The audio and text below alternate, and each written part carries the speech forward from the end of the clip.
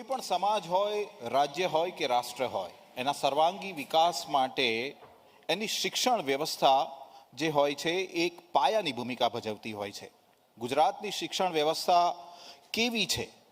ગુજરાતની શિક્ષણ વ્યવસ્થાનું વિઝન શું છે? આવનારા સમયમાં ગુજરાતની શિક્ષણ વ્યવસ્થા કઈ દિશા તરફ આગળ વધી રહી છે? આ તમામ સવાલોના જવાબ આપવા માટે આજે આપણી સાથે ગુજરાતના શિક્ષા મંત્રીની આખી ટીમ જોડાઈ છે. ઋષિકેશભાઈ, કુબેરભાઈ અને પ્રફુલભાઈ, આપનું ખૂબ ખૂબ સ્વાગત છે. આપ ત્રણેય મહાનુભાવો જ્યારે આજે અમારી સાથે જોડાયા છો ત્યારે ઋષિકેશભાઈ આપથી શરૂઆત કરીશ. સૌથી પહેલો સવાલ એ છે કે આપણે ભાર વગરના ભણતરની વાત કરીએ છીએ. આ કોન્સેપ્ટ આપણે ઘણા સમયથી આ મુદ્દા ઉપર આપણે ચર્ચા કરતા રહ્યા છીએ, પરંતુ પહેલો સવાલ તમને એ છે કે રાષ્ટ્રમાં, આપણા દેશમાં ગુજરાતની શિક્ષા વ્યવસ્થા એક અનોખી જગ્યા હાંસલ કરે એના માટે રાજ્ય સરકાર કઈ દિશામાં આગળ વધી રહી છે? કયા પ્રકારના કાર્યો અત્યારે કરવામાં આવી રહ્યા છે? ખાસ કરીને પ્રાથમિક શિક્ષણની વાત કરવામાં આવે. પ્રાથમિક શિક્ષણની જો આપણે વાત કરીએ તો આદરણીય નરેન્દ્રભાઈએ ગુજરાતની અંદર મુખ્યમંત્રી તરીકેનો કાર્યભાર સંભાળ્યો એ વખતે 2001-2 અને 2002 પછી એમને જોયું કે ગામડામાં વસતા, દૂરદરાજ વિસ્તારમાં વસતા પરિવારો, ક્યાંક કનેક્ટિવિટીનો પણ અભાવ હોય, શાળાકીય માળખાનો પણ અભાવ હોય, આ બધા અભાવોની વચ્ચે પણ પ્રત્યેક ઘરનું બાળક ધોરણ 1માં પ્રવેશ પામી અને એનો પીછો કરતાં એ હાયર અને માધ્યમિક એજ્યુકેશન સુધી પહોંચે એ સમગ્ર આખો રૂટ એમને તય કર્યો કે પ્રત્યેક ઘરનું બાળક ભણવા પાત્રની ઉંમરે સ્કૂલમાં દાખલ થાય. દીકરો હોય કે દીકરી, એ સ્કૂલમાં દાખલ થયા પછી એમાં શિક્ષકોની ભરતી હોય, શાળાના ઓરડાઓ છે કે એની પ્રાથમિક જરૂરિયાતો આપવાનો વિષય. અને એમાં પણ જો તમે જોયું હોય તો દીકરીઓ ક્યાંક ને ક્યાંક ધોરણ 5, 6, 7, 8ની આજુબાજુ સ્કૂલમાંથી ઉઠી જતી હતી અને ભણવાનું છોડી દેતી હતી. કારણ શોધ્યું, તપાસ કરી કે શાળામાં અલગ ટોયલેટની વ્યવસ્થા નથી. એક નાનું સરખું કારણ દીકરીઓના અભ્યાસ છોડી દેતા અટકાવવા માટેની એક મુહિમ. કારણ નાનું જ છે કે દીકરીઓ માટેનું ટોયલેટ અલગ જોઈએ, એ ટોયલેટની પણ વ્યવસ્થા, શિક્ષકોની વ્યવસ્થા. અને પહેલાંનો સમય જે હતો, હું કોઈની ટીકા કરવા નથી માગતો, પરંતુ જે સમય હતો ને એ સમયે જે વ્યવસ્થા કરી હોય એ વખતે સ્કૂલની અંદર જો 15મી ઓગસ્ટ કે 26મી જાન્યુઆરીનો પ્રસંગ ઉજવવો હોય તો પણ ગોળ ધાણા લેવા માટે શિક્ષકોએ સરપંચ અને ગામના 2-3 આગેવાનોને પકડવા પડતા હતા. ચોક અને ડસ્ટર લાવવું હોય તો એ ગ્રાન્ટ અને નાણાંનો અભાવ હતો. સદંતર એને દૂર કરી અને આજે તમે સ્માર્ટ ક્લાસરૂમની સાથે અલગ વ્યવસ્થાઓ દ્વારા જે પ્રકારે દુનિયાના શિક્ષણ સાથે અને દુનિયા જે ટેકનોલોજીથી આગળ વધી રહી છે એ તમામ બાબતોથી અવેર કરવાનું કામ ધોરણ 1થી લઈ અને જ્યારે એનો અભ્યાસ પતી જાય, કોઈ પણ દાખલા તરીકે હાયર એજ્યુકેશનમાં કોઈ પણ સ્ટ્રીમમાં એડમિશન લે, ટેકનિકલ એજ્યુકેશનમાં લે કે કોઈ પણ મેડિકલ કે પેરામેડિકલમાં એ અભ્યાસ લે, એ દરમિયાન સુવિધાઓનો વ્યાપ. કદાચ જો આપને વાત કરું તો મેડિકલની અંદર પણ કેવળ 1100 કે 1200 સીટો હતી. આપણે ઉચ્ચતર માધ્યમિકની વાત કરીશું. ખાસ મારે વાત એ સમજવી છે કે આપણે સ્માર્ટ ક્લાસીસની વાત કરીએ છીએ. કુબેરભાઈ, તમને પૂછવા માંગીશ કે સ્માર્ટ ક્લાસીસની વાત કરીએ છીએ, પણ આજે પણ જે આદિવાસી જિલ્લાઓ છે ત્યાં આગળ ક્યાંક ને ક્યાંક ઓરડાઓની કમી છે, શિક્ષકોની ઘટ છે, પાયાની સુવિધાઓ શિક્ષણ વ્યવસ્થા માટે જે જોઈએ એની અછત તમને જણાઈ રહી છે. શું કહેશો? આજથી 20-25 વર્ષ પહેલાં અને આજની સ્થિતિમાં બહુ જ સુધારો થયો છે. અને દિવસ ઉગે ને આથમે ત્યાં સુધી આપણી કેજીથી પીજી સુધી પૂરા ગુજરાતમાં 1.5 કરોડ જેટલા વિદ્યાર્થીઓ અભ્યાસ કરી રહ્યા છે. અને એમાં આજે પ્રાથમિક જે શિક્ષણ જે આપણું છે એ મૂળ પાયો છે, પણ એમાં જે ખૂટતી કડીઓ છે આપણે ઉમેરી છે. આપણે 32,000 ઉપરાંતની આપણી જે સ્કૂલો છે સરકારી, અને બીજી ગ્રાન્ટી નેડ છે, સેલ્ફ ફાઇનાન્સ છે, 53,000 જેટલી સ્કૂલો છે. પણ આ જે ખૂટતી કડી છે એ ઉમેરીશું. જે ઓરડાની ઘટ છે એ પણ છે, એમાં ચાલુ વર્ષે આપણે બજેટમાં જોગવાઈ કરીને 20,000 જેટલા ઓરડાઓ આપણે આપી દીધા છે અને 13,000 જેટલા વર્કલોડ આપ્યા છે. વચ્ચે COVID-19ની અસર રહી એટલે લર્નિંગ લોસ જે થયું આપણે શિક્ષણ વિભાગને થયું છે, વિશેષ અસર આની એ રહી છે. એટલે એમાં આપણે કરી શક્યા નહોતા, પણ આવનારા સમયમાં એની શરૂઆત આપણે કરી રહ્યા છે અને જે ઓરડાઓની ઘટ છે એ આપણે પૂરી કરીશું. અને સાથે સાથે આપે જે કહ્યું આ શિક્ષકોની ઘટ અને એ તો આપણા શિક્ષણ વિભાગમાં એક નિયમ છે કે 31/10 અને 31/5 એ રિટાયરમેન્ટની તારીખ હોય છે. એટલે જમા ઉધાર થયા કરે તેમ છતાં આપણે મોદી સાહેબે જ્યારે આ ગુજરાતની ધુરા સંભાળી ત્યારે સાચા અર્થમાં શિક્ષણમાં આમૂલચૂલ પરિવર્તન થાય એના માટેના પ્રયત્નો કર્યા. અને આજે આપણે લગભગ 1,80,000 જેટલા શિક્ષકોને આપણે 95,000 જેટલા શિક્ષકોને આપણે ભરતી કરી. અને સાથે સાથે અત્યારે ચાલુ વર્ષે બી આપણે જે શિક્ષણ સહાયક તરીકે આપણે જ્ઞાન સહાયક, શિક્ષણ સહાયક અને ખેલ સહાયક આ એક પોલિસી બનાવીને આપણે શિક્ષકોની ભરતી મિત્રો કરવા જઈ રહ્યા છે. 25,000 જેટલા આપણે જ્ઞાન સહાયકની ભરતી આપણે ટૂંક સમયમાં કરવાના છીએ. સાથે સાથે વિદ્યાર્થીઓને સ્કિલ બેઝ એજ્યુકેશન મળે એના માટેની વ્યવસ્થા. વિશેષમાં આપણે 2036માં આપણે ઓલિમ્પિકના યજમાન બનવાના છીએ. તો ખેલ પ્રત્યે પણ આપણી રુચિ કેળવાય અને વિદ્યાર્થીઓમાં એનામાં જે સ્કિલ છે જે ટ્રાઇબલ એરિયામાં ને બધે દરેક જગ્યાએ, તો વિદ્યાર્થીમાં જે સ્પોર્ટની એના તરફ રુચિ કેળવાય એના માટે ખેલ સહાયક પણ આપણે 5,000ની આપણે ભરતી કરવા જઈ રહ્યા છે. ટૂંક સમયમાં એ જાહેરાત આવશે. એટલે આ બધા જ જે ખૂટતી કડીઓ છે એમાં આપણી રાજ્ય સરકાર ઉમેરો કરીને સાથે સાથે આપણા પીપીપી મોડ પર આપણા સમાજ, આપણા પત્રકાર મિત્રો, આપણા વડીલો, આપણા બધા સાથે મળીને આપણું જે ગુજરાતનું શિક્ષણ જે આગળ વધી રહ્યું છે આમ તો ઉત્તમ છે જ, પણ એમાં જે ખૂટતી કડીઓ છે આપણે ઉમેરીશું. પણ જે કેટલીક જગ્યાએ નાની મોટી જે ત્રુટીઓ છે અને એમાં સવિશેષ કરીને ટ્રાઇબલ એરિયામાં વાલીઓ જે પેરેન્ટ જાગૃત નથી, પણ એ બાળકોનું પણ આપણે ચિંતા આપણા રાજ્ય સરકાર અને આપણા શિક્ષક મિત્રો, ગુરુજનો કરી રહ્યા છે અને એમાં પણ જે ખૂટતી કડી છે મિત્રો ઉમેરીશું. ધન્યવાદ. બિલકુલ પ્રફુલભાઈ, એક સવાલ તમને પણ હું પૂછવા માંગીશ, કારણ કે કુબેરભાઈએ જે વાત ની શરૂઆત કરી છે કે વિદ્યા સહાયકોની આપણે વાત કરીએ. વિદ્યા સહાયકોની ભરતીને લઈને પણ ઘણા બધા પ્રશ્નો છે.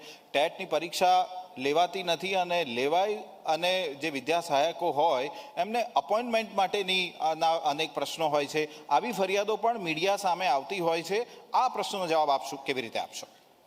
સૌને નમસ્તે. શિક્ષા સાથે સંકળાયેલા તમામ સારસ્વત મિત્રો અને અમારા બંને કેબિનેટ વડીલ મુરબ્બી, આગલી હરોળમાં શિક્ષા માટે ખૂબ જેમને આપણે સાંભળ્યા છે, જેમની પાસેથી અમે કંઈક શીખ્યા છે એવા વડીલોને વંદન. જી, આમ તો શિક્ષક તમે કહ્યું ભરતી કરે, ટાટ આપે, એક્ઝામ આપે, પરંતુ શિક્ષક કોને બનવું જોઈએ પહેલો મારો સવાલ એ છે. જેને હૃદયથી એવી ભાવનાઓ છે, ગીજુભાઈ બધેકાએ બહુ સરસ વાત, શિક્ષક કોને બનવું જોઈએ એનાનું આખું છે. મારી લાગણી બહુજન હિતાય બહુજન સુખાય, નવી શિક્ષણ પદ્ધતિની અંદર. તો પહેલી વાત તો મારો ગોલ આ કોઈ શું કહેવાય કમાણી માટેનું કે પોતે બહુ મોટું કરિયર બનાવવા માટેનું એક પ્લેટફોર્મ છે એવું નહીં, પરંતુ યોગક્ષેમ વહામ્યમ, ગીતામાં કહ્યું ને, યોગક્ષેમ વહામ્યમના માધ્યમથી હું એક રાષ્ટ્ર નિર્માણના એક યજ્ઞની અંદર મારી આહુતિ આપી એ શિક્ષણ પર. પરંતુ આપે કહ્યું એ નેક્સ્ટ ટાઈમની અંદર આદરણીય કુબેરભાઈ સાહેબે કહ્યું કે ટાટ, એચ-ટાટ બધા જ લોકોનું અત્યારે અમે જે ભરતી પ્રક્રિયાના બદલી કેમ્પો પૂર્ણ થયા પછી લગભગ આવતા આ સમયે લગભગ કહી રહ્યો થોડી ઘણી ત્રુટી છે. આપ મીડિયાવાળા છો પાછા આવતા વખતે મારું બોલશો ભાઈ તમે આમ બોલ્યા. લગભગ અમે 100% શિક્ષકની પૂર્ણ ભરતી કરવા માટેના આદરણીય મુખ્યમંત્રી શ્રીના માર્ગદર્શન નીચે કામ કરી રહ્યા છીએ અને એમાં અમે સફળ થશું. આ વચનો અનેક વખત આ પ્રોમિસીસ આપવામાં આવ્યા છે અને ઋષિભાઈ આજે જ્યારે આપણી સાથે છે, ઋષિભાઈ આપ શું કહેશો ખાસ કરીને શિક્ષકોની ભરતી વિશે અને શિક્ષકોના જે પ્રશ્નો છે?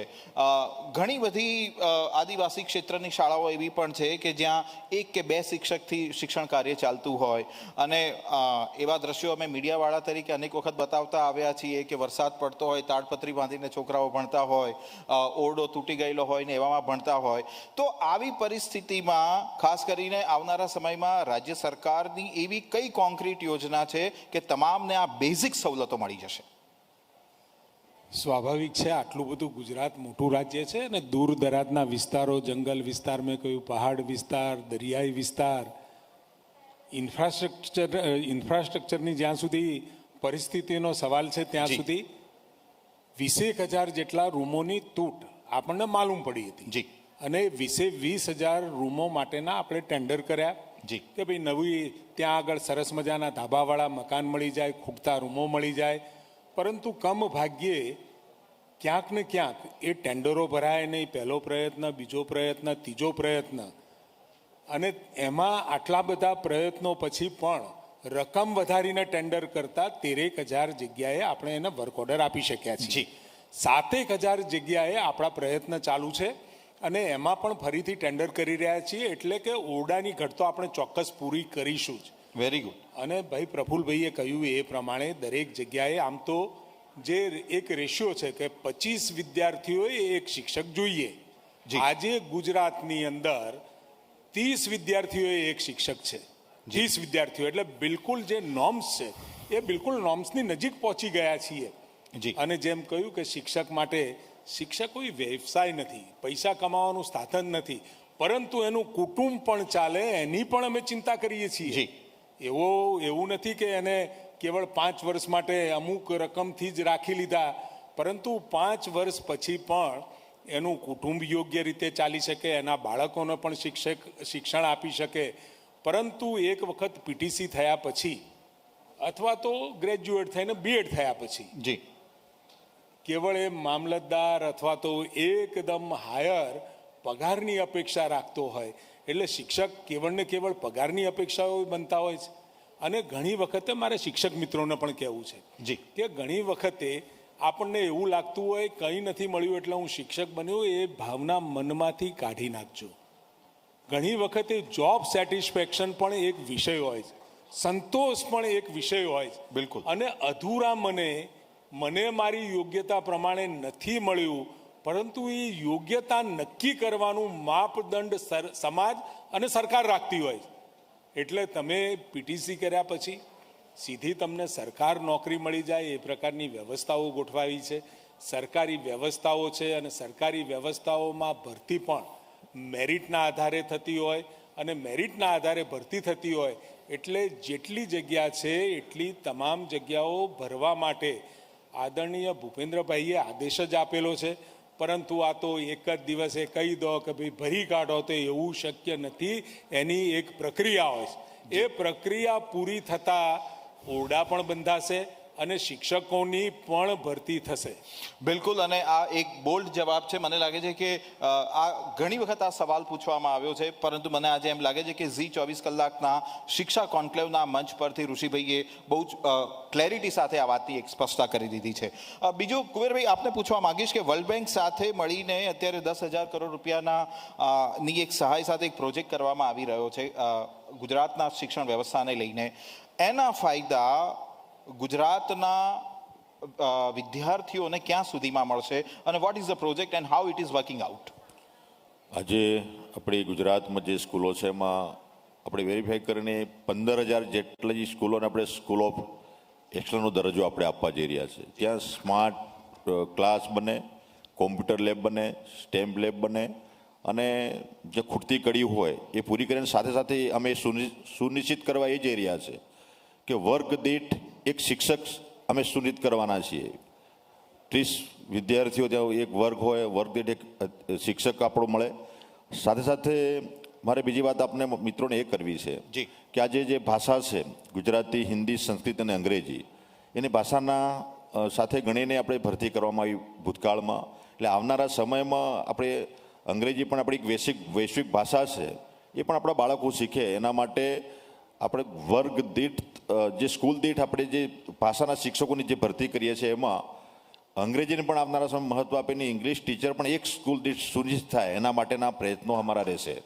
એ પણ અમે અલગથી મિત્રો કરવાના છીએ. સાથે સાથે આપણે દૂર દરાજની જે સ્કૂલો છે ત્યાં પણ એને જે આ ટેકનોલોજીનું જ્ઞાન મળે એના માટેના પ્રયત્નો કરવા માટે જે આપણી જે વર્લ્ડ બેંકની જે ગ્રાન્ટ છે એમાંથી જેની વ્યવસ્થા થાય અને વિદ્યાર્થીઓને સાયન્સનું જ્ઞાન પણ પ્રાપ્ત થાય, એ શીખે. ગણિત, વિજ્ઞાન અને પર્યાવરણ પ્રદર્શનના જે કાર્યક્રમો થાય છે, મને કહેતા એ બાબતનો આનંદ છે કે આપણે દૂર દરાજની સ્કૂલોના વિદ્યાર્થીઓ પણ નવું ઇનોવેશન કરી શકે છે, નવું સંશોધન કરી શકે છે. જ્યારે આ તાલુકા કક્ષાએ, જિલ્લા કક્ષાએ જે ગણિત વિજ્ઞાન પ્રદર્શનના જે ફેર થતા હોય તો એમાં એમની કલા છે બહાર આવે છે. અને મારા શિક્ષક મિત્રો એ સરસ વિદ્યાર્થીઓને તૈયાર કરવાનું કામગીરી પણ કરતા હોય છે. પણ આપણા ડૉક્ટર સર્વપલ્લી રાધાકૃષ્ણ એવું કહેતા કે આપણે શિક્ષક મિત્રો છે ને એ આ શિક્ષણને એક વ્યવસાયમાં ના લે. આપણે કર્મચારી ન લે. આપણે કર્મચારી નથી, આ એક આપણા માટે વ્યવસાય નથી. શિક્ષણ એ આપણા માટે એક સેવા છે.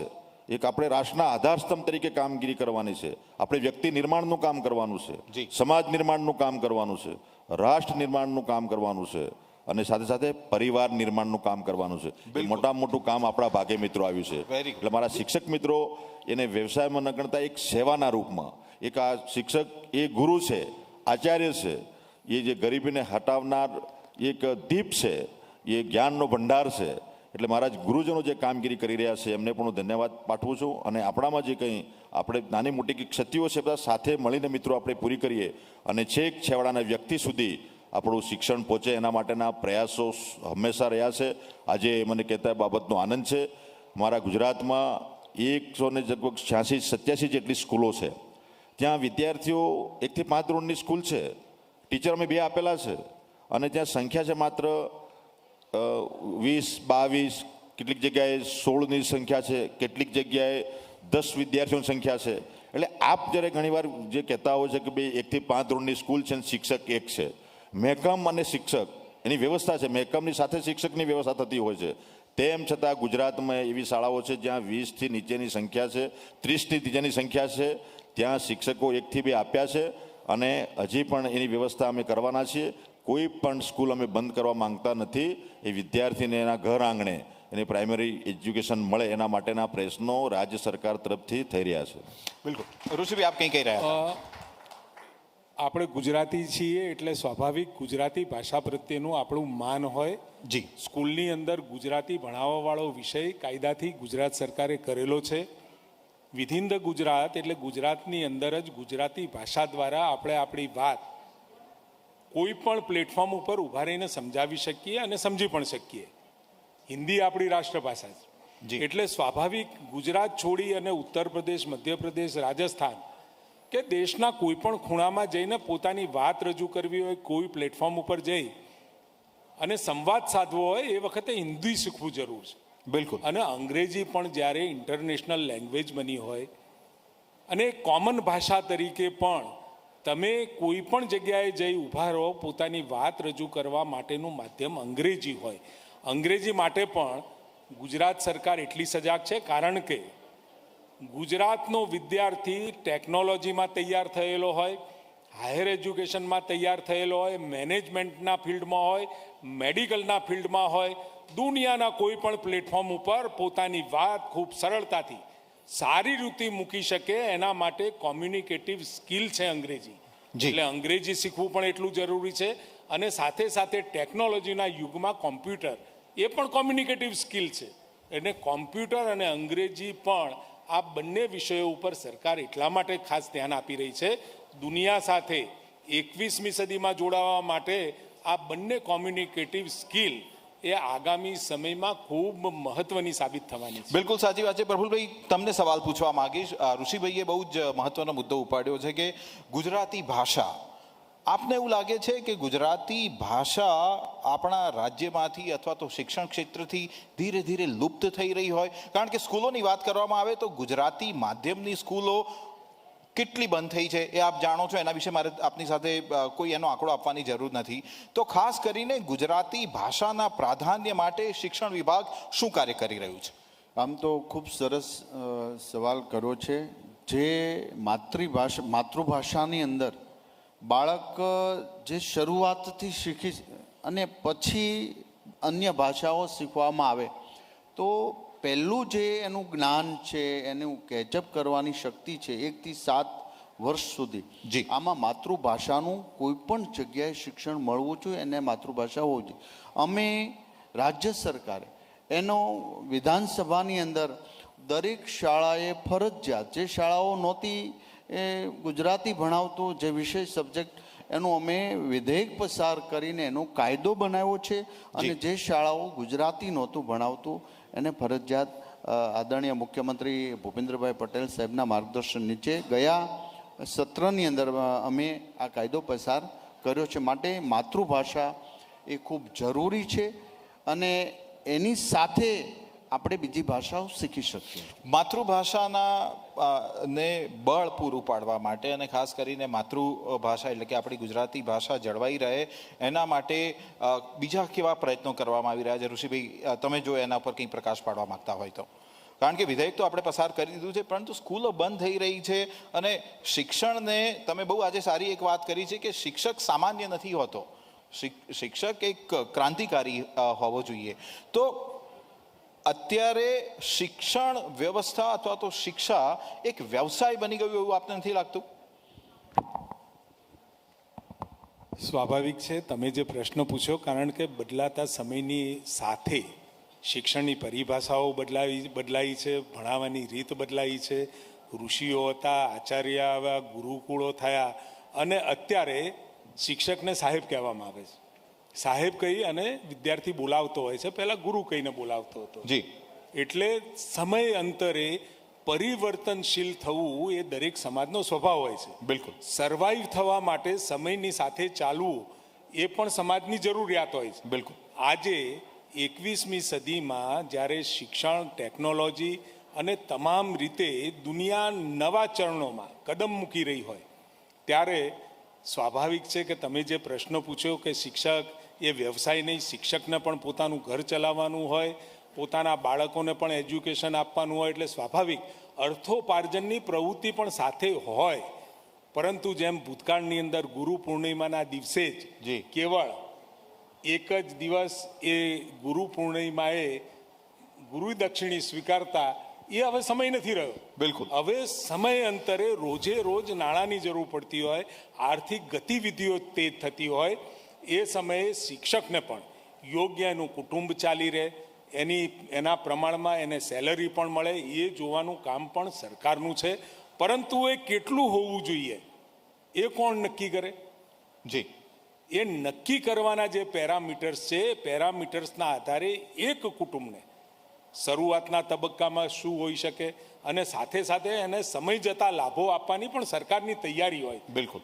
એટલે હવે આપણે એને વ્યવસાય નથી ગણતા, સેવા ગણીએ છીએ. પરંતુ સેવા સાથે સ્વાર્થ સાથે પરમાર્થ પણ હોય અને સેવાની સાથે દામ પણ હોય અને દામ પણ શિક્ષકને મળવા જોઈએ. સરકાર બિલકુલ માની રહી છે અને સમય અંતરે એમાં વધારો પણ કરતી. બિલકુલ. એક બીજો એક સવાલ તમને પૂછી લઉં કે પ્રાઇવેટ યુનિવર્સિટીના સંદર્ભમાં હું આ વાત ખાસ કરવા માંગીશ કે પ્રાઇવેટ યુનિવર્સિટીઝ જે રીતે ફીસ લેતી હોય છે, તો આવનારા સમયમાં સરકાર એમાં કોઈ પ્રકારનું નિયમન કરવા જઈ રહી છે ખરી? અત્યારે પ્રાઇવેટ યુનિવર્સિટીઓ આપણા ત્યાં ટોટલ આપણી 108 યુનિવર્સિટીઓ છે. એમાં લગભગ 65 જેટલી યુનિવર્સિટીઓ પ્રાઇવેટ છે, 16 જેટલી આપણી છે, 10 જેટલી નેશનલ ઇમ્પોર્ટન્સ ધરાવતી છે, સેક્ટોરિયલ યુનિવર્સિટી છે, ડીમ્ડ યુનિવર્સિટીઓ છે. જે પ્રાઇવેટ યુનિવર્સિટીઓ બની છે એ આખો શિક્ષણનો ભાર સરકાર ઉપર હતો. ઘણી બધી પોતે એનજીઓ પણ પોતાની શિક્ષણની સંકુલો ચલાવતા હતા, પરંતુ એ એફિલેટેડ એ જે તે સમયે એ યુનિવર્સિટીઓ સાથે હતા. પરંતુ એમની સાથે વધારે પડતા પ્રમાણમાં જુદા જુદા બંચમાં જુદી જુદી કોલેજો સાથે એ સંસ્થાઓ જ્યારે મસ્ત મોટું કેમ્પસ બન્યું હોય અથવા તો ખૂબ બધી કોલેજો સાથે એ ટ્રસ્ટ ચલાવતું હોય, એ વખતે શિક્ષણ નીતિના ઉદારીકરણ માટે આદરણીય નરેન્દ્રભાઈ મોદી સાહેબ અને વખતો વખત એ સમયની જરૂરિયાત હતી કે ખાનગી યુનિવર્સિટીઓને પણ માન્યતા આપવી. પરંતુ એટલું ચોક્કસ છે કે યુનિવર્સિટીઓના ફી નિયંત્રણ માટે યુનિવર્સિટીઓ ખાનગી છે તો એની ભરતી પ્રક્રિયા માટે પણ એક વ્યવસ્થા હોવી જોઈએ અને સરકાર એ બાબતમાં બિલકુલ ખાનગી યુનિવર્સિટીઓ માટે એની ભરતીથી માંડી અને એના ફીના નિયમન સુધીની આપણે કમિટીઓ પણ બનાવી છે. જી. પરંતુ હજુ પણ ક્યાંક ને ક્યાંક એમાં નાની મોટી આપણને ક્ષતિઓ અને ત્રુટીઓ જોવા મળે. સમય જતાં બિલકુલ સુધરશે. મનમોહનસિંહે જ્યારે કોંગ્રેસ સરકારમાં ખુલ્લાપણું મૂક્યું કે ગ્લોબલ વિશ્વ અને ખુલ્લાપણું જ્યારે એને કર્યું એ વખતે કેટલીય ખોટી કંપનીઓ બજારમાં આવી અને લોકોના નાણાંનો વ્યય કર્યો હતો. એટલે ટ્રાન્સફોર્મેશન જ્યારે થતું હોય એટલે ક્યાંક ને ક્યાંક આવું બધું બનતું હોય. પરંતુ હું ચોક્કસ એટલું કહીશ કે આ બધી બાબતો સરકારના પણ ધ્યાને આવી છે અને આવતા સમયમાં આપ જોઈ લેજો, કારણ કે હવે સમય આવી ગયો છે, કારણ કે નાની મોટી ત્રુટીઓ હવે મોટી થતી જાય છે. જી. એટલે મોટી થતી ત્રુટીઓને પાછી માપમાં લાવવાનું કામ પણ ગુજરાત સરકાર કરશે. બિલકુલ, બહુ જ મોટી વાત કરી છે અને તાળીઓ થઈ જવી જોઈએ મને લાગે છે. આપણે પ્રાથમિક શિક્ષણની વાત કરી કુબેરભાઈ, આપણે હવે થોડા આગળ વધીએ, માધ્યમિક શિક્ષણ ઉપર પણ આપણે આવી જઈએ. નવી શિક્ષા નીતિ એટલે કે જે રાષ્ટ્રીય શિક્ષણ નીતિ જે લાગુ થઈ ચૂકી છે એના કયા પ્રકારના ફાયદાઓ આવનારા સમયમાં આપણા વિદ્યાર્થીઓને અને ખાસ કરીને આપણા વાલીઓને થવા જઈ રહ્યા છે? સૌથી પહેલાં તો આજે નવી શિક્ષા નીતિ નેશનલ એજ્યુકેશન પોલિસી આપણે એનો અમલ કરવા જઈ રહ્યા છે અને થઈ ચૂક્યો છે. એમાં જે આપણી પુરાણી આપણી જે ગુરુકુલ શિક્ષા પ્રણાલી હતી, ભારતીય શિક્ષા પ્રણાલી હતી કે ગુરુકુલોમાં જ્યારે વિદ્યાર્થીઓ શિષ્યો જ્યારે એડમિશન લેતા એવું કહેવાય છે કે સ્ત્રીઓમાં 72 કલાઓ અને પુરુષોમાં 64 કલાઓ. એ 64 કલાઓનું જ્ઞાન ગુરુકુલોમાં માત્ર 64 દિવસમાં શીખવાડવામાં આવતું હતું. તો સ્કિલ બેઝ એજ્યુકેશન એ સમયે જે આપણી ભારતીય શિક્ષા પ્રણાલી ગુરુકુલ પરંપરાથીમાં ચાલતું હતું અને એ રીતે વિદ્યાર્થી ત્યાં અભ્યાસ કરીને જ્યારે 20 વર્ષ 25 વર્ષ પછી ગુરુકુલમાંથી બહાર જાય ત્યારે આત્મનિર્ભર બનતો હતો. તમામ પ્રકારનું જ્ઞાન વિજ્ઞાન એ મેળવીને આત્મનિર્ભર બનતો હતો. આજે એમાંથી જ્યારે આ દેશ પરાધીન થયો જે કંઈ સ્થિતિ સર્જાઈ પછી જે શિક્ષણની નીતિ જે બદલાઈ, મેકલોની શિક્ષા નીતિ આવી અને પછી માત્ર આપણું ડિગ્રી, પર્સન્ટેજ, ટકા, પછી ક્લાસ અને આનામાં આપણે બધા જોડાઈ ગયા. એટલે પછી અભ્યાસલક્ષી જે કાર્યક્રમો થયા અને પરીક્ષાલક્ષી કાર્યક્રમો બન્યા અને માત્ર ટકાવારીની ડિગ્રીમાં આપણે બધા જોડાયા. પણ એનાથી આગળ વધીને હવે સ્કિલ બેઝ એજ્યુકેશન, નવી જે શિક્ષા નીતિ છે એમાં સ્કિલ બેઝ, જેનામાં જે સ્કિલ છે એને બહાર લાવવાનું કામ નવી એજ્યુકેશન પોલિસીમાં સૂચવ્યું છે અને એ પ્રમાણે આપણે આગળ વધીશું. અને સાથે સાથે એમાં વ્યવસાયલક્ષી જે કોર્સો છે એમાં વિદ્યાર્થીઓ જોડાશે. આજે આપણે ગુજરાતમાં એ બાબતનું મને કહેતા થોડું દુઃખ એ બાબતનું છે કે આજે આપણે સાયન્સ તરફ આપણો ઝુકાવ ઓછો છે. આપણે આજે એજ્યુકેશન જે વિદ્યાર્થીઓ મેળવે છે એમાં માત્ર 18% આપણા વિદ્યાર્થીઓ સાયન્સ ફેકલ્ટી પસંદ કરે છે, સાયન્સ ફેકલ્ટીમાં અભ્યાસ કરી રહ્યા છે અત્યારે. અને 82% જેટલા વિદ્યાર્થીઓ આપણા જે આર્ટ્સ કે કોમર્સમાં જોડાયેલા છે. એટલે આપણે એ દિશામાં પણ આપણે આગળ વધવું પડશે. એટલે આ નવી શિક્ષા નીતિમાં જે વિદ્યાર્થીઓમાં જે સ્કિલ છે એ પ્રમાણે એને આપણે આગળ વધારીશું અને આવનારા સમયમાં એ રોજગાર મેળવવા માટે શિક્ષણ મેળવશે નહીં, પણ એ રોજગાર આપવા માટે મળશે.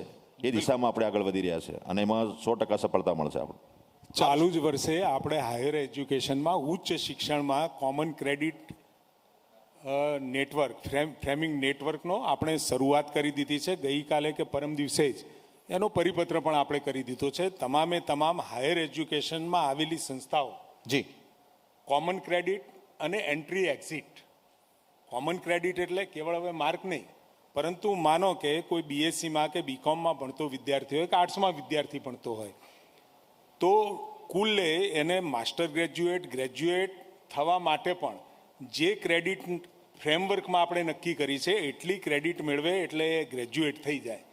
એમાં માર્કિંગ નહીં કે પહેલો નંબર, બીજો નંબર, ત્રીજો નંબર નહીં, પરંતુ એ વિદ્યાર્થીએ માનો કે કોમર્સમાં ભણતો હોય જી અને કોમર્સની સાથે સાથે એને ભૂગોળમાં રસ હોય, ઇતિહાસમાં રસ હોય તો એમાં પણ એ ક્રેડિટ મેળવી અને એનું બેંક બેલેન્સ એટલે એનું અભ્યાસનું બેલેન્સ એ કરી અને એ ડિગ્રી હાંસલ કરી શકે. જી એમાં પીએચડીની એમાં માસ્ટરની ગ્રેજ્યુએશનની આ બધી જ વ્યવસ્થા આ ક્રેડિટ ફ્રેમવર્કમાં રાખી છે. દુનિયાની અંદર આ ક્રેડિટ મેળવવાવાળો વિષય અમેરિકામાં પણ ચાલતો હતો, બીજે પણ ચાલતો હતો, અને US માં આજે ચાલે છે, હજુ પણ US માં ચાલે છે. જી. એ જ પ્રમાણે અત્યારે ભારતની અંદર પણ જે સ્કિલની વાત કરી, હવે સ્કિલનું મહત્વ છે.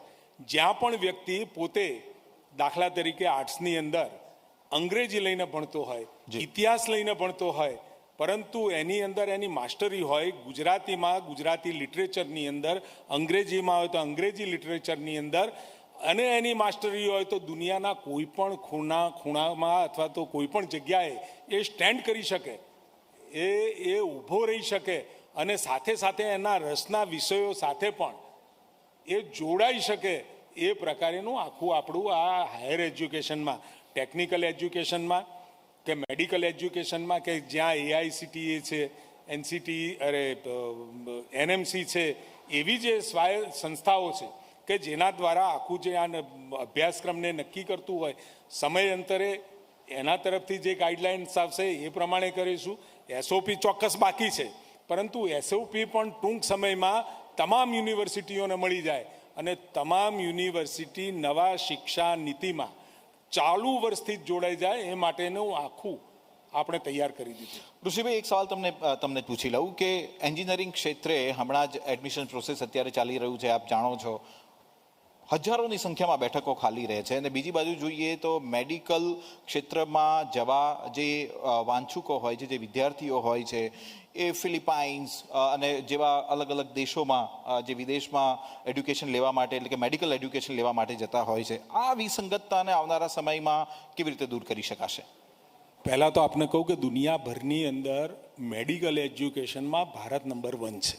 જી, નંબર 1 છે. જી.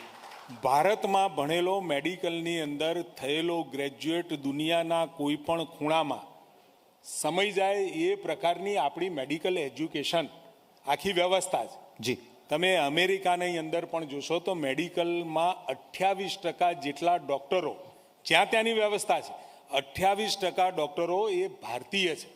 એટલે કે ત્યાં આગળ ટ્રોમાનો વિષય હોય, કાર્ડિયાક વિષય છે, કે કોઈ પણ વિષયોમાં જો મોટા નામ જોશો તો ભારતીયોના છે.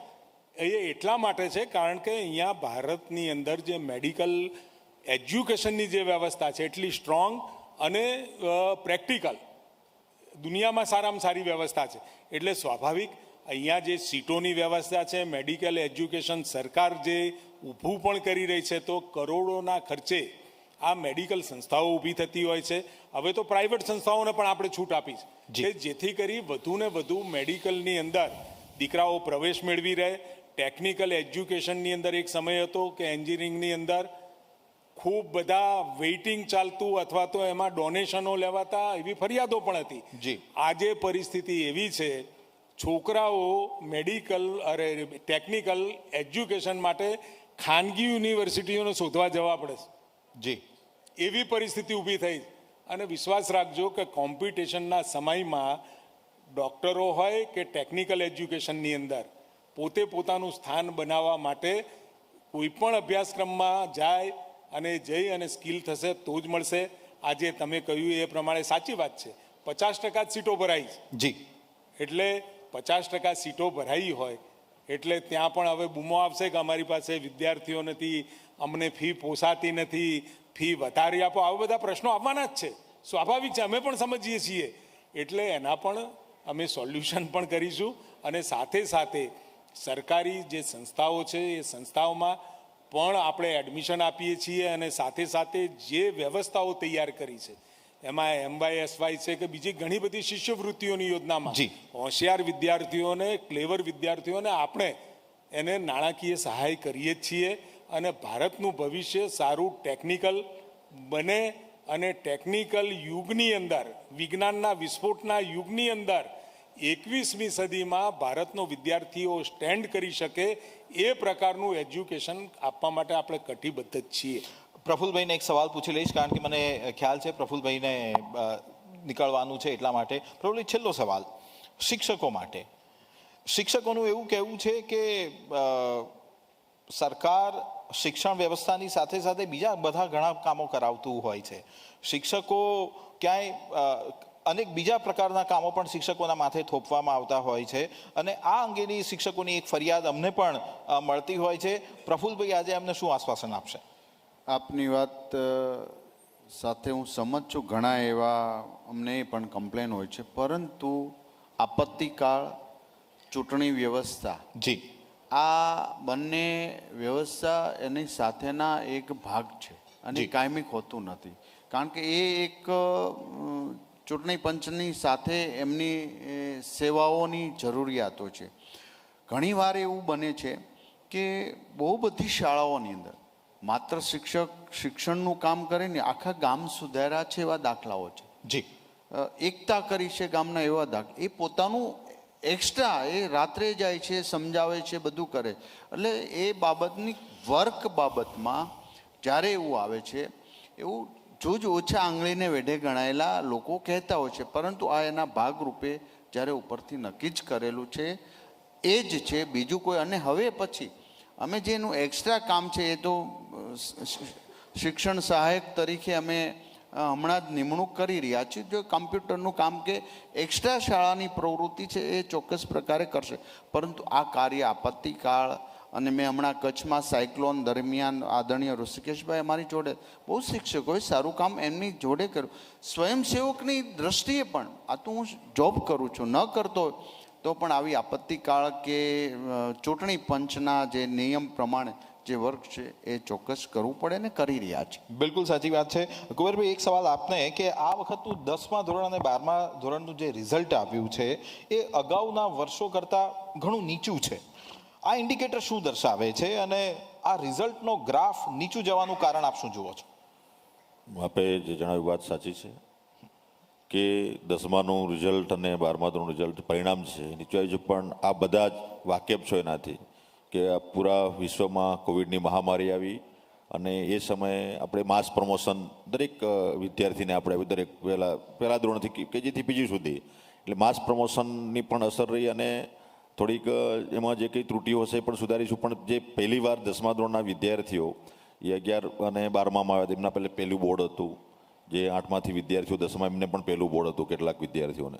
એટલે એવા વિદ્યાર્થીઓ જે પ્રથમ બોર્ડની એક્ઝામ આપી અને જે લર્નિંગ લોસ જે 2 વર્ષ આપણે જે રહ્યો, આમ તો પ્રયત્ન આપણા ગુજરાતમાં ખરેખર સારા થયા. જી, આ કોવિડ વખતે આપણે બાયસેકના માધ્યમથી 7 ચેનલના માધ્યમથી આપણે 24/7 આપણે લર્નિંગ લોસ ના થાય એના માટે આપણે બાયસેકના માધ્યમથી વર્ચ્યુઅલી શિક્ષણ આપણે આપ્યું જ છે. પણ તેમ છતાં કેટલીક જગ્યાએ જે એરિયા જે ભૌગોલિક પરિસ્થિતિને ધ્યાને લેતા જ્યાં નેટની કનેક્ટિવિટી નહોતી ત્યાં આપણે કરી શક્યા નહોતા. એટલે લર્નિંગ લોસ તો થયો જ છે અને એના ભાગરૂપે જે વિદ્યાર્થીઓ જે એક્ઝામ આપી 2 વર્ષ પછી 10મા અને 12માની, એવું મારું વ્યક્તિગત કારણ એવું માનું છું કે આ કોવિડના કારણે વિદ્યાર્થીઓ જે એનો પાયો જે કાચો રહી ગયો એટલે થોડું પરિણામ એનું ઓછું આવ્યું છે. પણ તેમ છતાં સારામાં સારું પરિણામ પણ આપણા વિદ્યાર્થીઓ લાવ્યા છે. એ ગ્રેડ પણ લાવ્યા છે, એ ગ્રેડ પર્સનલી સારામાં સારા વિદ્યાર્થીઓ પરિણામ લાવ્યા છે. એટલે જે નુકસાન જે થયું હતું કોવિડના કારણે એ હોઈ શકે એવું હું માનું છું.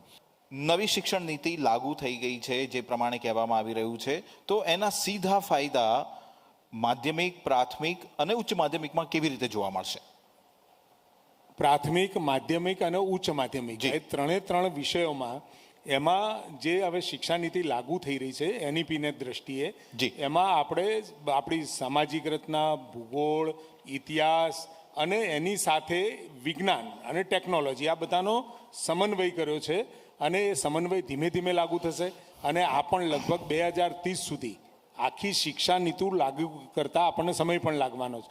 પરંતુ અત્યારે હાયર એજ્યુકેશનમાં આપણે ગુજરાતમાં શરૂઆત કરી છે અને હાયર એજ્યુકેશનમાં શરૂઆત કરી હોય એટલે આગામી સમયમાં આપે કહ્યું પ્રાથમિક, માધ્યમિક ને ઉચ્ચતર માધ્યમિક એ શિક્ષા નીતિ લાગુ થતાની સાથે એક આખી સાયકલ એક દસકો લાગી જવાનો છે અને એક દસકો લાગી જતા અત્યારે તો તમે રાતોરાત તો આસમાની સુલતાની કરી શકો નહીં, એકી સાથે અભ્યાસક્રમ ધોરણ 1 થી 12 સુધીનો બદલી શકો નહીં, પરંતુ ધોરણ 1 થી ચાલુ કરી ધોરણ 12માં આવતા સુધીમાં અને એના પછી એ હાયર એજ્યુકેશનમાં જ્યારે એડમિશન લે એટલે એક જ સ્ટ્રિંગની અંદર, એક જ દોરાની અંદર આખી શિક્ષણ પદ્ધતિ ગોઠવાઈ જશે. ત્યારથી આપણને ફાયદા ખરા અર્થમાં દેખાવાના ચાલુ થશે. બિલકુલ. કુંવરભાઈ, એક સવાલ તમને પૂછવા માંગીશ કે આ થોડો વિવાદિત પ્રશ્ન છે, પણ મને લાગે છે કે અત્યારે એક્સટેમ્પોર આપણે ચર્ચા કરી રહ્યા છે એટલે તમને પૂછી લઉં કે શિક્ષકોની બદલીનો એક મોટો પ્રશ્ન છે અને આ પ્રશ્નનું નિરાકરણ પારદર્શિતા સાથે આવે એ દિશામાં કુબેરભાઈ શું કામ કરી રહ્યા છે? આ પ્રશ્ન પૂછવા આપને ખરેખર હું ધન્યવાદ પાઠવું છું. જી, આ પ્રશ્ન કેટલાય વર્ષોથી શિક્ષકો પણ ચાતક પક્ષીની તરફ રાહ જોઈ રહ્યા હતા. પણ જે કંઈ નાની મોટી ક્ષતિઓ, જે વાદ વિવાદ ચાલતો હતો અને જે કંઈ ઠરાવો કે રૂલ્સ કે નીતિઓ બની હતી એનો અમે અભ્યાસ કર્યો અને પછી અમે એક કમિટી બનાવી અને કમિટી બનાવીને નિર્ણય કઈ રીતના થઈ શકે શિક્ષક મિત્રોને સરળતાથી એને આંતર જિલ્લા બદલી, જિલ્લા ફેર બદલી, તાલુકા બદલી કઈ રીતના થઈ શકે એના માટેના સુઝાવો માંગ્યા. અને અમારી કમિટીએ ચિંતન મનન કરીને લગભગ 3 મહિના પછી બધા એ નિચોડ પર આવ્યા અને અમે 1/4/22નો ઠરાવ હતો એ રદ કર્યો અને નવા નિયમો બનાવ્યા. નવા નિયમો બનાવી અને પછી અમે આ ભરતી જે ટ્રાન્સફરની જે પ્રક્રિયા હતી એ પારદર્શક કરી અને મિત્રો મને કહેતા બાબતનો આનંદ છે. આજે જિલ્લા આંતરિક બદલીઓ આપણે કરી, પહેલો રાઉન્ડ આપ્યો શિક્ષક મિત્રોને, એમને આપણું એક પોર્ટલ બનાવ્યું અને એમને કહ્યું તમારે જે કંઈ સ્કૂલમાં જવું છે ચોઈસ તમારી, અને એ ચોઈસ પ્રમાણે શિક્ષક મિત્રોએ પોર્ટલમાં એ સ્કૂલોની પસંદગી કરી. એ પસંદગી થયા પછી ફરીથી અમે 3 દિવસ એવા આપ્યા કે તમે મિત્રો એક નાની મોટી ભૂલ થઈ હોય, સરજ ચૂક થઈ હોય અથવા એમાંથી વિડ્રોલ થવું છે તો તમને હજી પણ અમે તક આપીએ છીએ. 3 દિવસ વધારાના આપ્યા. એમ કરીને પછી કુલ મળીને આજે પૂરા ગુજરાતમાં 33 જિલ્લાઓમાં આજની તારીખે 1, 2 અને 3 તારીખે પોર્ટલ પર અમે બદલીઓ કરી અને શિક્ષક મિત્રોએ માંગણી મુજબ એમને જે સ્કૂલ માંગી, વિકલ્પ આપ્યા હતા 1, 2, 3, 4, 5, એમની માંગણી મુજબની એમની પ્રાથમિક શાળાઓમાં ઓર્ડરો આપ્યા. 11,133 જેટલા ઓર્ડરો મિત્રો ઓનલાઈન થઈ ગયા છે. અને આજે ફરીથી સેકન્ડ રાઉન્ડ અમે આપીએ છીએ જિલ્લા આંતરિક, એ પૂરો થશે એના પછી જિલ્લા ફેરનો કેમ્પ 21 તારીખ પછી પોર્ટલ ખોલીએ છીએ. એ થયા પછી એમને તક મળ્યા પછી જે કંઈ મહેકમ જોઈશું અને એના પછી 2600 અમારા જે વિદ્યા સહાયક મિત્રો જે કાગડોળે જે રાહ જોઈ રહ્યા છે આપ જે કહો છો એ જિલ્લા ફેરની બદલી થયા પછી મહેકમની ગણતરી કરીને જ્યાં જગ્યાઓ ખાલી રહેશે ત્યાં આ 2600 જે આપણા વિદ્યા સહાયકો જે છે જેનું મેરિટ લિસ્ટ બની ગયું છે અમારી પાસે, એ ત્રીજા તબક્કામાં અમે મૂકીશું.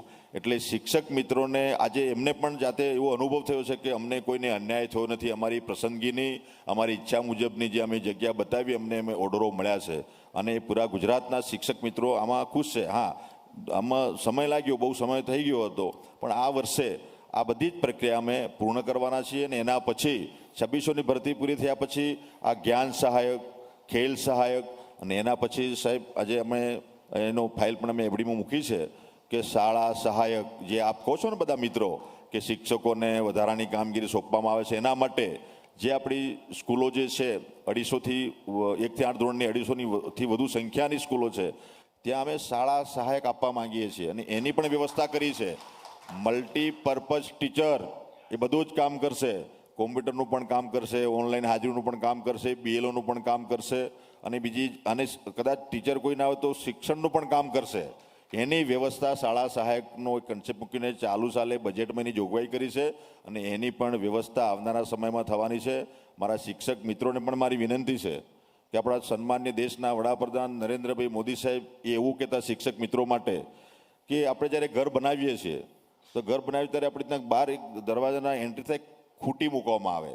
હવે તો જો કે ધાબાબંધી મકાનો બનાવે છે એ કન્સેપ્ટ નીકળી ગયો હશે, પણ ખૂંટી બધા જાણતા હશો તમે બધા. બિલકુલ. એટલે બહારથી વ્યક્તિ કોઈ આવે, ઘરના દાદા આવે, ફરવા ગયા આવે તો ત્યાં બેસે એટલે ટોપી કાઢે તો ખીટી પર મૂકી દે, સાથે લાકડી હોય તો પણ ખીટી પર મૂકી દે, જબ્બો કાઢે તો ખીટી પર મૂકી દે અને એ ખીટીનો ઉપયોગ એ તમામ વ્યવસ્થા માટે કરવામાં આવે છે. એટલે શિક્ષક મિત્રો જે કહે છે કે ભાઈ આપણી જે રાષ્ટ્રની જે જવાબદારી આપણી છે, આપણે તો રાષ્ટ્ર નિર્માતા છીએ અને આ સમાજના સેવક છીએ, એટલે આપણે તો બધું જ કામ મિત્રો કરવું પડે. તેમ છતાં કામમાં જે એમનો જે વર્કલોડ છે એમાં ઘટાડો થાય એના માટેના પણ પ્રયત્નો અમારે શાળા સહાયક તરીકે જે ટીચરની, કોમ્પ્યુટર ટીચરની નિમણૂક કરીને અમે આવનારા સમયમાં એમનો વર્કલોડ ઘટે એના માટેના પ્રયત્નો કરીશું. અને તેમ છતાં આજે એક નાની મોટી સમસ્યાઓ રહેવાની છે, પણ મારા શિક્ષક મિત્રો ગુજરાતના છે એ સરસ કામગીરી કરી રહ્યા છે, બદલ એમને પણ હું બિરદાવું છું. દરેક કોઈ પણ કામગીરીમાં એમની ના નથી હોતી. આ કોવિડની મહામારીમાં આપણે એક કોરોના વોરિયર્સ તરીકે શિક્ષક મિત્રોએ કામગીરી કરી, પોતાનું જાનનું જોખમ રાખીને કેટલાય શિક્ષક મિત્રો એમાં કોરોનાને સંક્રમિત થયા અને અક્ષરવાસી થયા છે. એમના આત્માને શાંતિ મળે એના માટે હું પ્રાર્થના કરું છું. પણ શિક્ષક મિત્રો ક્યારેય પાંચી પાની ગુજરાતમાં કરી નથી, દેશમાં પણ નથી કરી. એટલે શિક્ષક મિત્રોના કામને પણ હું બિરદાવું છું. તેમ છતાં આજે કામગીરીનો જે વર્કલોડ જે થોડો વધુ છે એના માટે એ કઈ રીતે ઓછો થાય એના માટે અમે બધા જ અમારા સન્માનીય ભૂપેન્દ્રભાઈ પટેલ સાહેબ, અમારી પૂરી ટીમ એના માટે ચિંતા કરી રહી છે અને એમાં સુધારો થાય એના માટેના પ્રયત્નો કરીશું. ધન્યવાદ. બિલકુલ, બહુ જ મહત્વની વાત કરી છે આજે કુબેરભાઈ તમે. કુબેરભાઈ, આદિવાસી ક્ષેત્રનું પ્રતિનિધિત્વ કરો છો આપ. એક સવાલ જો હું આજે તમને નહીં પૂછું તો યોગ્ય નહીં લાગે. એક આઈએસ અધિકારીએ એક પત્ર લખ્યો અને આઈએસ અધિકારી મિત્રએ ખાસ જણાવ્યું કે કેવા પ્રકારની સ્થિતિ છે આદિવાસી સ્કૂલોમાં. તો એ અંગેનો જવાબ કુબેરભાઈ આજે કેવી રીતે આપશે? આપ બધા જાણો છો, અત્યારે આ પ્રાઇમરીમાં જે આપણે અભ્યાસક્રમ જે ચાલે છે, હવે ટ્રાઇબલ એરિયામાં હું તો ત્યાંથી બિલોંગ કરું છું, પણ જે કંઈ બધી જ જગ્યાએ આવું નથી. હું તમને એક સ્કૂલનું નામ આપું છું. વલસાડ જિલ્લાની કપરાડા પ્રાથમિક શાળા, ત્યાં આપણા મિત્રોના માધ્યમથી પણ ત્યાં જોઈ લેવડાવજો. ત્યાં આદિવાસી એરિયા છે, તેમ છતાં આપણે એસએસએ દ્વારા સરસ બિલ્ડિંગ આપણે બનાવવામાં આવ્યું છે. 13 શિક્ષક મિત્રોના ત્યાં સ્ટાફ છે. 1 થી 8 ધોરણની સ્કૂલ છે અને ત્યાં સરસ શિક્ષણ આપણા શિક્ષક મિત્રો આપ્યું. અને એના ભાગરૂપે ત્યાં સેલ્ફ ફાઇનાન્સ સ્કૂલ જે ખોલી હતી બીજા મિત્રોએ, એ આપણી પ્રાથમિક શાળાની કામગીરીના કારણે એ ત્યાં સ્કૂલ બંધ થઈ ગઈ છે ને આપણી પ્રાથમિક શાળામાં ત્યાંના બાળકો બધા આવ્યા છે. એટલે બધી જ જગ્યાએ આવું છે એવું નથી. હશે, હા, ખામીઓ છે, ત્રુટીઓ છે, કેટલીક જગ્યાએ વ્યવસ્થા શિક્ષક મિત્રો ઓછા હશે અને વિદ્યાર્થીઓને જે કક્કો બારાઠી કે આપણો આજે પ્રાથમિક નોલેજ જે છે એની કમી હશે એ પૂરી કરીશું. પણ બધી જ જગ્યાએ છે એવું નથી. આજે મને કહેતા બાબતનો આનંદ છે દીક્ષિતભાઈ કે આપણા આદિજાતિ વિભાગ દ્વારા પણ આપણી એકલવ્ય મોડેલ સ્કૂલ, લો લિટરસી ગર્લ્સ સ્કૂલ, આપણી આદર્શ નિવાસી શાળાઓ, આપણી મોડેલ સ્કૂલો, આશ્રમ શાળાઓમાં આપણે આજની તારીખે ગુજરાતના 2 લાખ વિદ્યાર્થીઓને આપણી ગુજરાત સરકાર, આપણો આદિજાતિ વિભાગ આજે સૂટ અને બૂટ પહેરાવવાનું કામગીરી કરી રહી છે. અને એમાં પણ આજે આપણા 3000 જેટલા વિદ્યાર્થીઓ આપણી લો લિટરસી ગર્લ્સ સ્કૂલ અને એકલવ્ય મોડેલ સ્કૂલમાંથી જે પાસ થયા અને એમને પણ અમે જે આપણી જી નીટના એક્ઝામ જે થઈ એમાં આજે 397 વિદ્યાર્થીઓ મેડિકલની પરીક્ષા આપણે જે જી નીટની એક્ઝામ છે એ ક્લિયર કરી છે. એટલે એવું નથી, પણ જ્યાં કાંઈ ખામી છે અમે સુધારીશું. જે આપણા અધિકારીશ્રીએ જે સૂચન કર્યું છે એ ખામી જે અમારા જે નર્મદા જિલ્લો છે, અમારો જે છોટાઉદેપુર જિલ્લો છે અને દાહોદ જિલ્લાનો અંતરિયાળ વિસ્તારમાં પ્રોબ્લેમ છે, પણ એ હવે આવનારા સમયમાં અમે એનો સ્ટ્રેન્થન કરવા માટે એ જે તમારા 14 જિલ્લાઓ છે એમાં એક નોડેલ અધિકારી નિમીને આજે ખામી છે કે જે કમી છે એને પૂરી કરવા માટે આવનારા સમયમાં અમે પ્રતિબદ્ધ છીએ અને કરીશું. એમાં કોઈ ખોટું નથી. જે કંઈ વ્યવસ્થા કરવાની થાય કરીશું. ખામી છે, પ્રોબ્લેમ છે, ત્યાં ત્રુટી છે જ, પણ બધી સ્કૂલોમાં નથી. એટલે ક્યાં જોવા મળી છે અને અમને તો ખબર જ છે અને શિક્ષક મિત્રોને પણ ખબર છે. પણ એ આવનારા સમયમાં જે છોટાઉદેપુર જિલ્લો, નર્મદા જિલ્લો, દાહોદ જિલ્લો છે અને 14 જિલ્લાઓ વિશેષ કરીને એમાં જે કે સરકારી સ્કૂલોમાં જે આ ખામી કે જે કમી છે એને પૂરી કરવા માટેનો અમારો પ્રયત્ન રહેશે. એક છેલ્લો સવાલ, તમને એક છેલ્લો સવાલ પૂછી લઉં. તમે બહુ જ સારી માહિતી આજે આપી છે. મને લાગે છે કે શિક્ષકો અને વિદ્યાર્થીઓ બધા માટે આ બહુ જ ઇમ્પોર્ટન્ટ ઇન્ફોર્મેશન છે. બાલ વાટિકાનો કોન્સેપ્ટ લઈને રાજ્ય સરકાર આવી રહી છે. ખાસ કરીને 6 વર્ષની ઉંમર ફરજિયાત કરવામાં આવી રહી છે. એને લઈને પણ અભિભાવકોના મનમાં, પેરેન્ટ્સના મનમાં ઘણી બધી કન્ફ્યુઝન છે. તો શું આ બાલ વાટિકાઓનું જે ઇન્ફ્રાસ્ટ્રક્ચર છે એ રાજ્ય સરકારે ગોઠવી દીધું છે અથવા તો આવનારા સમયમાં એ કેવી રીતે કામ કરશે? આમ તો આપણી જે સીબીએસઈ સ્કૂલો છે આપણી જે એમાં વર્ષોથી 6 વર્ષનું બાળક થાય તેની પહેલા ધોરણમાં દાખલ કરવાની પ્રથા છે જ. જી, આ તો આપણે કોન્કરન્ટ લિસ્ટમાં આપણી ગુજરાત સરકારે 5 વર્ષના ઉંમરના બાળકોને આપણે એડમિશન આપતા હતા. પણ નેશનલ એજ્યુકેશન પોલિસી નવી એનઈપી આવી, એનામાં આ જોગવાઈ થઈ કે ભાઈ 6 વર્ષનું બાળક થાય તો જ એને પહેલા ધોરણમાં દાખલ કરવું અને 5 વર્ષના બાળકને આપણે બાલવાટિકામાં દાખલવું અને 3 વર્ષનું બાળક છે બાલવાટિકા 1, 4 વર્ષનું બાળક થાય એટલે બાલવાટિકા 2 અને 5 વર્ષનું થાય એટલે બાલવાટિકા 3, એ 3 અને 4 અને 2 એ આપણી જે શિક્ષા નીતિ જે છે એનો ભાગ છે.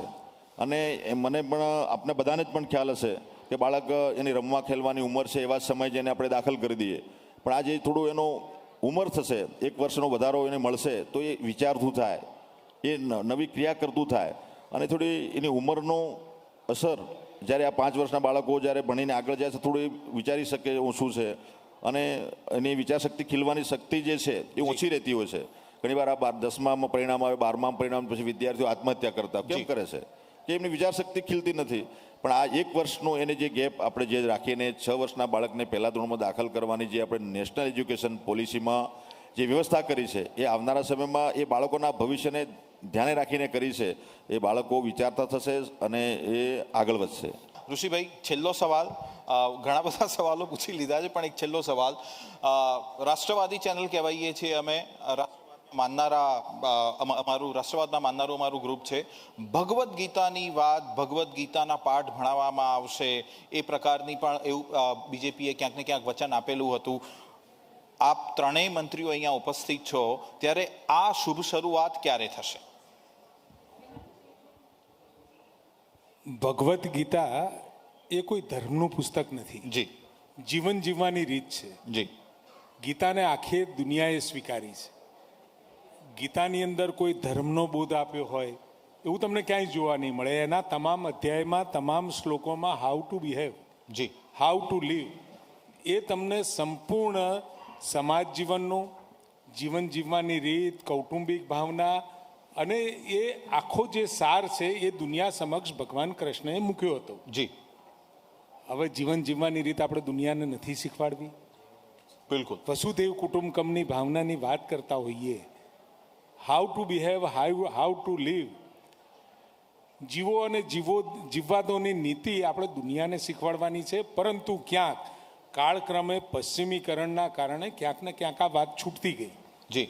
ફરીથી એ વાત અભ્યાસક્રમનો ભાગ બને એ માટેની તૈયારીઓ રાજ્ય સરકારે શરૂ કરી છે. રાજ્ય સરકારે દેશે તૈયારી કરી છે. જી. ટૂંક સમયમાં ગીતાના અધ્યાય, એના શ્લોકો અને એનો સાર ગુજરાતીની અંદર સ્પષ્ટ રૂપે આગામી સમયમાં તમે જોઈ શકશો. ભલે દુનિયા 21મી સદીમાં જમ્પ મારતી હોય, આપણે કંઈ 21મી સદીમાંથી પાછા નથી લાવતા. જી. પરંતુ આપણું જે કલ્ચર છે, આપણી જીવન જીવવાની રીત છે, એ ક્યાંય આપણે ભૂલી ના જઈએ ને તમામ આધણું અનુકરણ કરી અને પશ્ચિમની રીતમાં ના જઈએ. એ બાળકને પહેલે શરૂઆતથી જે જ્ઞાન આપવાની જરૂરિયાત છે. ભાગતા જતા કુટુંબો, ક્યાંક આ જે આખી પ્રથાઓ, તૂટતી જતી પ્રથાઓ આપણને દેખાઈ રહી છે. જી. તો ફરીથી એક વખત સંયુક્ત કુટુંબની ભાવના હોય અથવા તો પડોશી ધર્મ નિભાવવાની ભાવના હોય, ભાઈની સાથે ભાઈનો ભાઈચારા સાથે રહેવાની રીત હોય, આ બધી શીખવાડવાની વાત છે. એટલે ગીતા આદરણીય પ્રધાનમંત્રી મોદી સાહેબ દુનિયાના દરેક દેશના વડાઓને આપતા હોય એટલે આપણે ઘરમાં પણ આપવાની છે. બિલકુલ, બહુ જ સરસ જવાબ આપ્યો છે આપે. આપ ત્રણેય મંત્રીઓનો ખૂબ ખૂબ આભાર, કારણ કે ઘણા બધા સવાલો મારી પાસે હતા અને આપ તમામ સવાલોનો જવાબ આપે આપ્યો છે. હવે આપણે આગળ વધીશું. તો આ હતા રાજ્ય સરકારના શિક્ષા મંત્રીઓ કે જેમને રાજ્ય સરકારની આગામી રણનીતિ શું છે અને કયા વિઝનથી, કયા દ્રષ્ટિકોણથી રાજ્ય સરકારનો શિક્ષા વિભાગ આગળ ચાલી રહ્યો છે એ તમામ વિષયો ઉપર પૂરતો પ્રકાશ પાડ્યો છે.